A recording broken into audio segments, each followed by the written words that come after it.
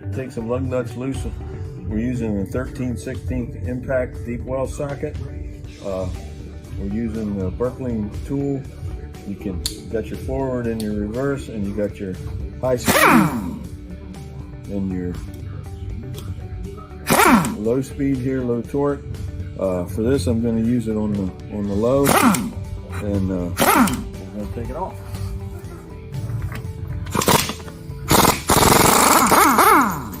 As you can see, it spins them off with virtually no problem.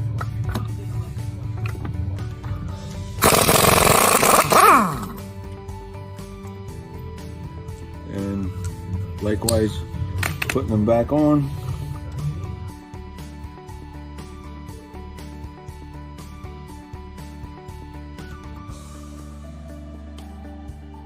Now that we've restarted the lug nuts, we're going to run them tight.